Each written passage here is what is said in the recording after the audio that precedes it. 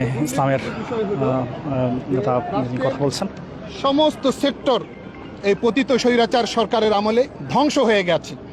এগুলোকে পুনর্গঠন করা, সংস্কার করা, আইন শৃঙ্খলা স্বাভাবিক করা, অর্থনীতির চাকা চালু রাখা, সচল রাখা এবং পিলখানা ট্র্যাজেডি, শাপলা ট্র্যাজেডি, 2021 সালের মোদি বিরোধী আন্দোলন, সর্বশেষ 2024 সালে যে বৈষম্য বিরোধী ছাত্র আন্দোলনে ব্যাপকভাবে গণহত্যা চালানো হয়েছে, আমরা সকল গণহত্যা এবং নির্বিচারে গুলি চালিয়ে মানুষ হত্যা করার আমরা বিচার চেয়েছি।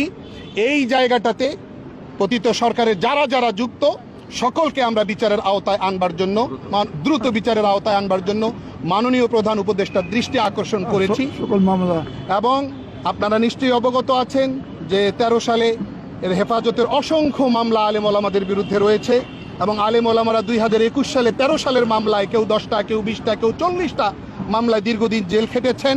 আজও কোর্টে গিয়া নিয়মিত হাজিরা দিয়ে ভোগান্তির শিকার হতে হয়।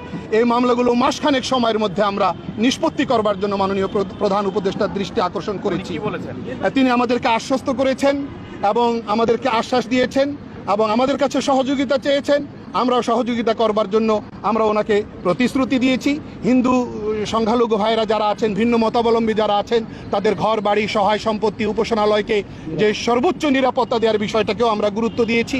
হ্যাঁ, দুর্গাপূজার সামনে আসতেছে, আইন শৃঙ্খলার জন্য কোনো ব্যত্যয় না ঘটে এবং কেউ যেন ঘোলা পানিতে মাছ শিকার করার সুযোগ না পায়। সরকার যেভাবে এখানে সজাগ সতর্ক দৃষ্টি রাখবে, আমরা যারা দেশবাসী, দেশপ্রেমিক আমরা যারা আছি, সবাই কাঁধে কাঁধ মিলিয়ে আমরা এই জায়গাটাতে অতন্দ্র প্রহরী হিসাবে দায়িত্ব পালন করব, এটা আমরা প্রধান উপদেষ্টাকে আশ্বস্ত করেছি।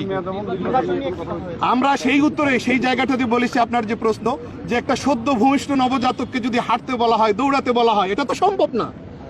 সেই জায়গাটাতে আমরা বলেছি প্রয়োজনীয় সংসারের কাজগুলো শেষ করে যৌক্তিক একটা সময়সীমার মধ্যে জাতির কাছে একটা সময়সূচি উপস্থাপন করে এতদিনের মধ্যে আমরা নির্বাচনে যাচ্ছি।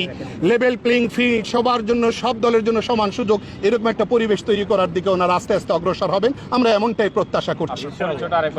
আমি জমিয়ত উলামা ইসলাম বাংলাদেশের মহাসচিব মাওলানা মঞ্জুরুল ইসলাম আফিন্দি বলছি। ধন্যবাদ। জমিয়ত উলামা ইসলাম